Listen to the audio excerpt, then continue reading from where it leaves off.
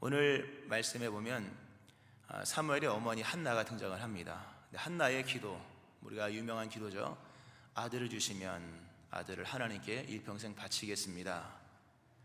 우리가 거기까지만 생각을 합니다만, 한나의 기도는 오늘 말씀에 나와 있는 것처럼 서원하면서 기도하죠. 여호와여, 만군의 여호와여, 만일 주의 여종의 고통을 돌보시고 나를 기억하사 주의 여종을 잊지 아니하시고 주의 여종에게 아들을 주시면 내가 그의 평생에 그를 여호와께 드리고 삭도를 그의 머리에 대지 아니하겠나이다. 뭔가 삼손의 이야기와 좀 일치가 되는 부분이 나오죠. 아들을 주시면 여호와께 드리고 삭도를 머리에 대지 않겠습니다 라는 기도를 하나님께 드립니다. 이 삭도를 머리에 대지 않겠다라고 하는 이 말씀은 사사기 13장에 삼손의 어머니가 임신하기 직전에 하나님께서 주의 사자를 보내셔서 말씀하신 말씀이죠. 보라, 네가 임신하여 아들을 낳으리니 그의 머리 위에 삭도를 대지 말라. 이 아이는 태에서 나옴으로부터 하나님께 바쳐진 나실인이 됨이라. 삼손이 임신될 때 여호와의 사자를 통해 하나님께서 말씀하신 말씀이 지금 한나의 간절한 그 소원의, 마음의 소원의 간구 속에 담겨 있습니다. 그것은 머리를 삭도를 대지 않겠다, 즉 평생 나실인으로 키우겠다라는 말씀입니다. 이게 과연 우연의 일치일까? 삼손의 출생 이야기와 연결된 이야기가 한나의 서원 기도에 나온 것이 이게 우연의 일치일까? 물론 우연의 일치 같긴 합니다만, 그러나 이것은 한나로 하여금 하나님께서 서원하게 하신 내용입니다. 누가 한나의 마음속에 이러한 서원의 기도를 드리게 하셨을까? 감동을 주셨을까? 하나님이에요. 결국 하나님이 기다린 거죠. 삼손이, 그 한나가 기도를 오랫동안 합니다. 우리가 기도를 오래 하다 보면요, 기도가 정리가 됩니다. 그리고 기도를 이끌어 가시는 하나님의 은혜 가운데 진짜 하나님이 원하시는 기도를 하게 되어 있어요. 이 한나가 처음에는 아들 주시옵소서 이렇게 기도했겠죠. 그러나 어느 순간부터 하나님께 드리겠습니다라고 기도하고, 어느 순간부터인지는 모르겠습니다만 삭도를 그의 머리에 대지 않겠다, 즉 나실인으로 하나님 일평생 키우겠습니다. 근데 이게 하나님께서 기다리시는 기도 제목이었어요. 사실 이게 하나님께서 기다리시는 거죠. 누가 이 소원을 품고 누가 이러한 기도 제목을 가지고 기도할 것인가 기다렸고, 때가 되었을 때 하나님께서 이 한나의 간구를 들으셔서 한나가 이제 드디어 아들을 낳은 거예요. 그 아들의 이름이 사무엘이죠. 하나님께서 들으셨다, 뭐 이런 뜻인데요.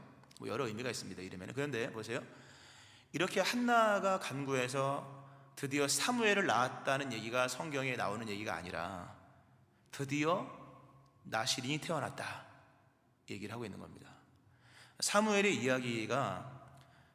이야기로 펼쳐가면 사무엘의 이야기입니다만, 우리가 이 삭도를 머리에 대지 않는다라고 하는 이 나실인의 키워드를 가지고 사무엘의 이야기를 읽어보면, 한나가 그래서 아들을 낳고 이름이 사무엘이었다, 맞지만 하나님의 입장에서 봤을 때 드디어 두 번째 나실인이 태어났다라는 말씀이에요.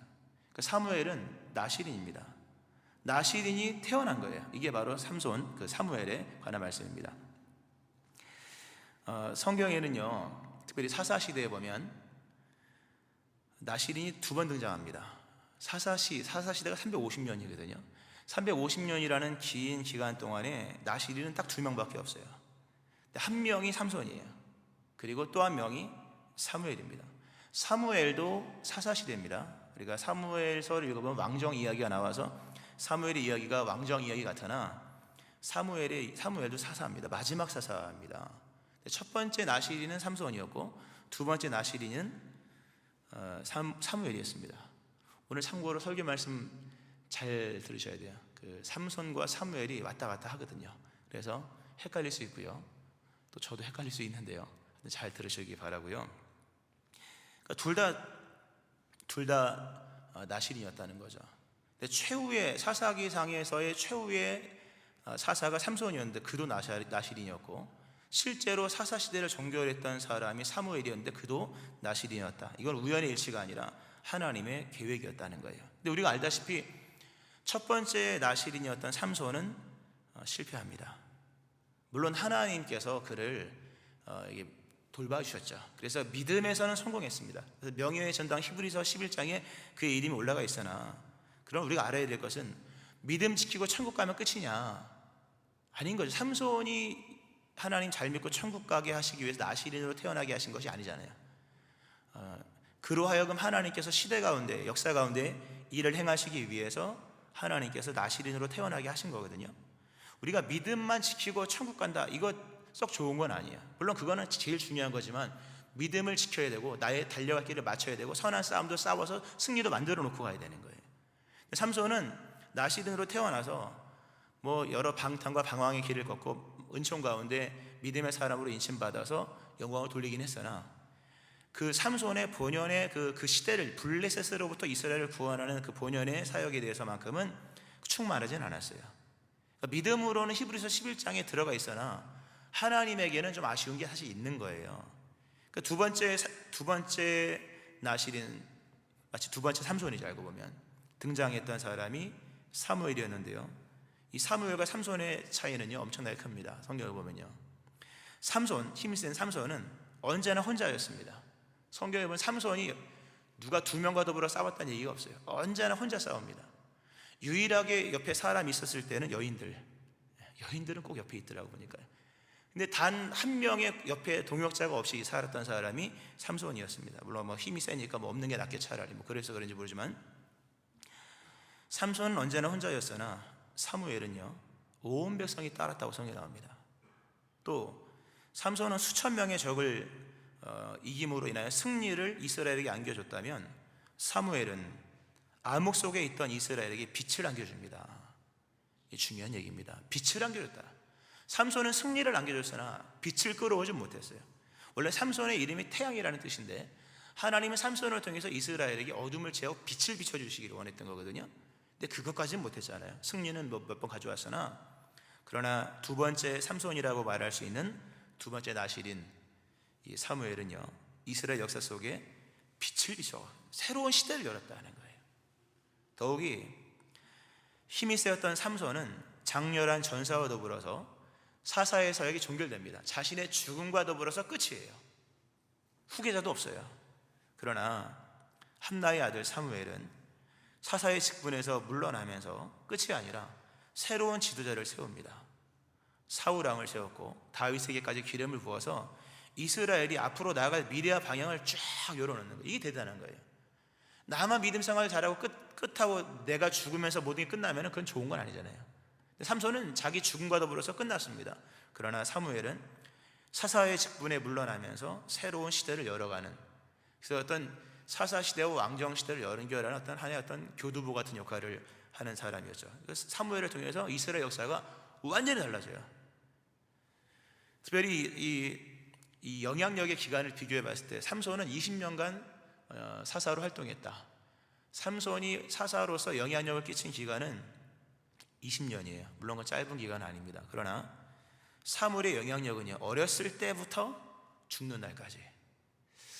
뭐 일수 계산을 안 해봤습니다만 아마 그 일수 계산을 가능할 수 있게 해본 나름의 측정을 해보면요 이스라엘의 역대 지도자들 중에 아마 사무엘처럼 긴 시간 동안 한 나라를 이끌었던 지도자는 없었습니다.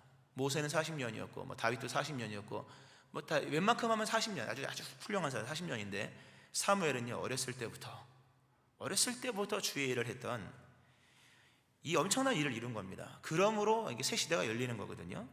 사무엘의 인생을 이렇게 가만히 살펴보면 사무엘은요 기적 한 번 일어나지 않았어요. 모세 기적 엄청나게 행했죠. 엘리야 기적 엄청나게 행했죠. 그렇죠? 또 뭐 여호수아도 기적도 일어나지 않습니까? 뭐 그 이런도 가르고. 근데 사무엘의 인생 속에는 기적이 없어요. 기적도 없는데 위대한 역사를 펼쳐갔습니다. 우리는 너무 이렇게 유행적인 걸 바라요. 뭐 기적이 일어나고, 물론 기적은 일어납니다. 하나님의 주권 속에서 죽을 자가 살아나고 병자가 일어나고 하나님이 역사의 주관자니까 뭐 거침이 없는 거지만 사무엘을 보세요. 그의 인생에 기적이 일어났는가? 기적이 없어요. 그럼에도 모세 같은 역할을 했고 엘리야 같은 역할을 했으며 역사적으로 봤을 때 흩어진 12지파를 하나로 모으는 엄청난 일을 했거든요. 목자 같은 일을 했고, 그리고 자기 소견에 오른 대로 살아갔던 그 350년의 그 악습 전통이 이스라엘이 350년간 무너졌던 이유는 자기 속에는 옳은 대로 살아갔던 그 썩어져가는 구습을 사무엘이 다 백성들의 회개, 거국적 회개, 미스바 대성회를 통해서 자기 속엔 다 버리게 만든, 그리고 새 시대가 만들어진 이 일을 기적 한 번 없이, 그리고 그 힘센 힘 한 번 없이 이 일을 했다는 거예요. 그 힘의 비결은 거룩함이었다는 거예요. 거룩은 기적보다 강하고, 거룩은 육체의 힘보다 강하며 어떤 군사력의 힘보다 강해요. 왜냐하면 거룩한 인생 속에는 하나님이 함께 하시기 때문이에요. 이게 중요한 얘기입니다, 여러분. 거룩함이 왜 중요하냐 할 때, 거룩함은 곧 하나님과 동행하기 위한 절대적인 조건이고 유일한 조건이기 때문이에요. 하나님이 돈 많은 사람하고 동행할까요, 여러분? 하나님이 시험 봐서 60점 이상 되는 사람하고 동행할까요? 얼굴 평가, 얼굴 예쁘면, 옷 잘 입으면 다 인간적인 얘기예요, 여러분. 하나님은 그런 거 일체 안 보십니다. 하나님께서 원하시는 것은 거룩함이에요. 하나님은 거룩한 자와 동행하십니다. 아니, 거룩한 자들과만 동행하시는 거예요. 그러니까 거룩한 주의 백성이 된다고 하는 것은 하나님과 동행하는 것이며, 결국 하나님과 동행하는 것이 그의 인생의 힘이었다는 거예요. 기적도 중요하고 힘도 중요하고 다 중요해요. 안 중요한 게 어디 있겠습니까마는, 그러나 두 번째 삼손이라 일컬어질 수 있는 이 나실인 사무엘의 승리의 비결과 엄청난 역사의 이런 비결은 그가 하나님과 동행했기 때문인 거예요. 주와 동행할 수 있는 거룩한 백성 되어지기를 축원합니다. 성경에 보면 사무엘의 이름이요, 성경에 보면 이런 말씀이 나옵니다. 사무엘이 사람에 여호와께서 그와 함께 계셔서, 이 비결이에요. 그와 함께 계셔서 쭉 이어지면서 사무엘의 말이 온 이스라엘에 전파되니라. 사무엘이요, 말이 온 이스라엘에 소문이 퍼져. 사무엘이라는 이름이 벌써 소문이 쫙 퍼지는 거예요. 이런 사람 몇 명 있죠. 여호수아, 성경에 보면 여호와께서 여호수아와 함께 하시니 여호수아의 소문이 온 땅에 퍼지니라. 여호수아도 소문이 퍼졌어요. 다윗의 명성이 온 세상에 퍼졌고 여호와께서 모든 이방 민족으로 그를 두려워하게 하셨다. 한 번도 다윗의 얼굴을 본 적도 없지만 이름은 다 아는 거예요. 한 번도 다윗과 더불어 접전을 해본 적은 없으나 다윗을 다 무서워했던 거예요. 이건 하나님이 퍼뜨리신 소문 덕분인 거예요. 사무엘의 얼굴 본 적이 없어요. 그러나 사람들이 사무엘이 말씀하신 거라고 하면 모두가 다 거기에 따르는 거예요. 엄청난 소문이 여호수아에게, 다윗에게, 그리고 사무엘에게 있었다는 거예요. 비결은 다 똑같아요. 하나님이 함께 하시는 사람들이에요. 하나님이 함께 하시는 사람의 인생 속에는 아름다운 소문이 퍼지는 줄로 믿으시기 바랍니다. 소문이 퍼져야 잘 되죠. 식당도 소문이 퍼져야 되고, 사업도 소문이 퍼져야 되고, 교회도 소문이 퍼져야죠. 이 소문이 아무렇게 됩니까? 여호와께서 함께 하시면 명예를 준다, 명예를. 하나님께서 왜 거룩을 요구하시느냐 하면요, 거룩한 자만이 하나님과 동행할 수 있고 그 하나님의 은총 속에서 새 역사를 이루길 수 있기 때문인 거예요. 이 자리에 힘으로 실패한 사람들, 돈으로 실패한 사람들, 아니면 인간의 노력으로 실패한 사람이 있다면 먼저 우선하여서, 유일하게 여러분의 삶의 거룩의 문제를 다루셔야 돼요. 사무엘의 평생의 중심 주제는 이 거룩입니다. 거룩함의 문제를 평생 품고 있었고, 그것은 곧 하나님과 동행하는 내용이기도 했던 거죠. 거기서 이 사무엘의 이름도 퍼지고, 사무엘이 직접적으로 전쟁에다 싸운 것은 없어요. 사무엘도 꼭 모세 같아요. 항상 뒤에 있어요. 모세도 직접 안 싸웠잖아요. 뒤에 있잖아요. 사무엘도 언제나 뒤에 있어요. 그러나 뒤에 있는 사람의 영향력이 앞에서 실전에 싸우는 그 누구보다 컸다는 거예요. 이스라엘이 승리했던 것은 모세가 뒤에 있었기 때문이고, 사무엘 시대의 이스라엘 다윗도 마찬가지고 사무엘이 사울왕도 이길 수 있었던 비결은 뒤에 거룩한 이가 있었기 때문인 거예요. 할렐루야.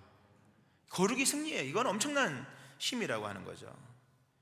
하나님께서 우리에게 이렇게 거룩함, 또 거룩한 나실인 삶을 요구하시는 것은 이런 은총을 베푸시기 위한 거예요. 여기서 이 하나만 더 말씀 전하고 이제 말씀을 마치는데요, 이 사무엘 얘기를 하면 한나를 얘기 안 할 수가 없어요. 한나를 얘기를 해야 되는데요, 한나는 왜 아들을 나실인으로 바친다는 서원을 했을까? 궁금하지 않습니까, 여러분? 한나는 왜 아들을 주시면 아들을 하나님께 바치고, 거기까지만 하면 좋잖아요. 아들을 바치겠습니다. 여기까지는 좋은데 왜 그의 평생에 삭도를 머리에 대지 않겠다고 한 나실인 서원을 했을까? 단순히 아들만 주시면, 아들 주시면 이 얘기일까? 이 한나가 아들을 나실인으로 서원하게 된 이유가 중요합니다. 그것은 한나가 하나님이 어떤 분인지를 알았기 때문이에요. 지금부터 드리는 말씀이 지난 5주간, 오늘까지 5주간의 거룩한 나실인의 설교의 결론입니다. 계속 드렸던 여러 집회 가운데 드렸던 말씀들의 결론인 거예요. 한나가 아들을 나실인으로 서원했던 이유는 하나님의 속성을 알았기 때문인 거예요. 사무엘상 2장을 보면요, 나중에 보시면 한나는 마음이 늘 슬픈 여자였습니다. 늘 마음이 슬픈 여자. 근데 하나님께 응답받고 아들 난 다음에 그가 슬픈 여자가 기쁨의 여자로 바뀌어요. 그래서 노래를 불러요. 근데 한나의 노래 중에 이런 내용이 나옵니다. 여호와와 같이 거룩하신 이가 없으니 이는 주밖에 다른 이가 없고 우리 하나님 같은 반석도 없으십니다. 잘 들어보세요. 하나님을 찬송을 하는데 아들 주심을 감사합니다, 이런 내용도 뭐 이렇게 보면 없지 않아 있긴 해요. 간접적이지만. 그러나 여호와 같이 거룩하신 이가 없다, 주밖에 다른 이가 없다. 즉 하나님은 거룩하신 분이다. 한나는 하나님이 어떤 분인지를 정확히 알았어요. 그래서 이게 가능한 거예요, 여러분. 믿음이 있다 하여도 정확한 지식이 없으면 그 미신입니다, 여러분. 하나님이 누군지도 모르고 섬기는 건 미신. 그래서 350년 동안 미신적 행동을 했던 거예요. 믿는다고 했지만 다 자기 속에는 옳은 대로, 진리를 떠나서 믿는다고 말했지만 그건 자기 속에는 옳은 대로 갔기 때문에 미신에 불과한 거예요. 미가의 신상 같은 그 미신적인 행동들은 계속 있었던 게 그 사사시대예요. 원인은 한 가지, 하나님 누군지를 몰랐기 때문이에요. 믿음은 있는데 지식이 없으면 그 미신이에요. 반대도 마찬가지죠. 지식은 있는데 믿음이 없으면 그건 철학에 불과한 거예요. 믿음은 반드시 지식이 동반돼야 돼요. 한나가 믿음이 좋았죠. 기도했잖아요. 근데 한나는 하나님이 어떤 분인지를 아주 정확히 알았어요. 하나님은 바로 거룩하신 분이다. 여기서 한나가 왜 아들을 나실인으로 서원했을까? 사실 한나는요, 우리 이렇게 생각합니다. 한나가 서원을 한 이유는 자기 아들이 한 시대를 구원하고 한 나라를 세우고 역사를 일으키고 뭐 이렇게 큰 비전을 가지고 아들을 바치겠습니다, 이런 줄 알고 있지만 한나가 그걸 알았을까요, 여러분? 그건 아니고 하나님의 계획 속에 있었을지 모르지만 한나는 그런 의도가 아니었어요. 한나는 아주 순수한 의도입니다. 하나님이 거룩하시니 내게 주실 그 아들이 하나님과 가장 친밀한 사람이 되기를 원하는 거예요. 거룩하신 하나님과 가장 가까이 있는 사람이 바로 내 아들이 되기를 원하는 거예요. 거룩하신 하나님과 거룩하게 헌신된 나실인의 이 아들이 일평생 동행하기를 바랬던 거예요. 다른 이유는 없는 거예요. 너무 중요한 얘기입니다. 뭐 욕심 부려가지고 나실인 이게 아닌 거예요, 여러분. 거룩한 나실인이 되어야지만 내 아들이 일평생 가장 아름답고 귀하신 거룩하신 하나님과 동행이 가능하기 때문에 한나의 마음은 그 순전한 그 마음이에요. 사무엘이 이 경건함과 거룩함을 유지하면서 어렸을 때부터 죽는 날까지 거룩하신 하나님과 일평생 동행하기를 원하는 그 하나의 마음, 진짜 아름다운 마음이죠, 여러분. 우리가 왜 거룩해야 될까, 여러분? 뭐 사업이 잘 되고 애가 잘 되고 내려놓으세요, 좀. 우리가 거룩해야 되는 이유는 하나님이 거룩하시고 그 하나님이 우리와 함께 있기를 원하시기 때문이고, 우리도 하나님 옆에서 있을 수 있는 비결이 거룩함에 있기 때문인 거예요. 근데 보세요, 한나는 정말 순전했어요. 내 아들이 거룩하신 하나님과 일평생 동행하는 거룩한 나실인 되면 난 그걸로 족합니다, 이렇게 하나님께 서원했는데 하나님은 이 삼손을 귀한 그릇으로 쓰십니다. 이렇게 삼손처럼 멋있게 이렇게 사무엘처럼 멋있게 쓰여진 사람이 없어요. 긴 시간 동안 시대를 변화시키고 왕을 2명이나 세우고 엄청난 역사를 행하잖아요. 마음의 쓴뿌리도 다 뽑아내고 역사의 관습을 다 무너뜨린 엄청난 역사를 했던 것, 이게 사무엘이잖아요. 이것이 가능했던 것은 사무엘이 거룩했기 때문이에요. 성경에 보면 디모데 후서에 보면 이런 말씀이 있습니다. 그러므로 누구든지 이런 것에서, 이런 세상의 온갖 더러운 것들, 이런 것에서 자기를 깨끗하게 하면 귀히 쓰는 그릇이 되어 거룩하고 주인의 쓰심에 합당하며 모든 선한 일에 준비함이 되리라. 인생이 잘 되기 위해서 필요한 것들은 많은 게 아닙니다. 거룩함을 준비하셔야 돼요. 할렐루야. 거룩하게 되면 쓰시기 합당한 그릇이 되는 거예요, 여러분. 하나님의 준비된 그릇이 되면 거기에다 뭐 온갖 넣어주시는 거죠. 그러면 되는 거예요. 빈 그릇인 이유는 그릇이 작고 크고 문제가 아니라 거룩하지 않기 때문인 거예요. 깨끗한 그릇만이 하나님의 역사를 담을 수 있는 거예요. 사무엘 한 게 없어요. 그 거룩함 하나를 가지고 시대를 담았다는 거예요. 할렐루야. 말씀을 좀 맺습니다, 여러분. 거룩하신 하나님을 위해서 거룩함을 추구하는 인생 자체가 그 위대한 인생이에요. 위대한 인생은 거룩함으로 뭘 이루는 게 아니에요. 거룩함 자체가 위대한 거예요. 아멘 하시기 바랍니다. 거룩함 자체가 위대한 거예요, 여러분. 이 말씀하고 좀 정리하는데요, 우리가 하나님을 예배하고 하나님을 높입니다. 여러분, 하나님을 높인다고 하잖아요. 하나님을 얼마만큼 높여드릴 수 있을까요, 여러분? 하나님을 얼마만큼 높여드릴 수 있을까요? 아니, 하나님이 지금 앉아 계신 자리는 어떤 자리일까요? 온 우주에서 가장 높은 자리, 거기 누가 계실까요? 하나님이 계시죠. 그러니까 누가복음에 보면 1장 35절에 보면 지극히 높은 곳에 계시니, 하나님 누가 지극히 높은 곳에 계시니, 이미 하나님은요 최고의 자리에 앉아 계신 거예요. 그러므로 인간은 하나님을 더 이상 높일 수가 없죠. 이미 최고의 지존자의 위치에 계신데 어떻게 하나님을 높이겠습니까? 그러니까 하나님을 높여야 된다고 하는 것은 하나님을 더 높이는 게 아니에요. 이미 하나님은요 지극히 높은 곳에 계신 분이기 때문에 누가 하나님을 더 올려드릴 수 있게, 너무 불가능한 거예요. 논리적으로 맞지 않고요. 인간이 하나님을 가장 높이는 비결은 하나님을 하나님으로 인정하는 거예요. 하나님을 하나님으로, 지존하신 분을 지존하신 분을 인정하는 게 인간이 하나님을 높여드릴 수 있는 최고의 방법이에요. 왜? 인간은 더 이상 하나님을 높여드릴 높은 자리도 없고요, 높일 수 있는 방법도 없는 거예요. 하나님에 대한 아름다운 고백도 마찬가지예요. 여러분 세상에서 가장 아름다운 단어가 뭐라고 생각하십니까? 아름다운 단어, 아름다운 이름, 아름다운 용어 뭐라고 생각하십니까? 꽃이라는 이름도 아름답고 사랑도 아름답고 아름다운 단어 많죠.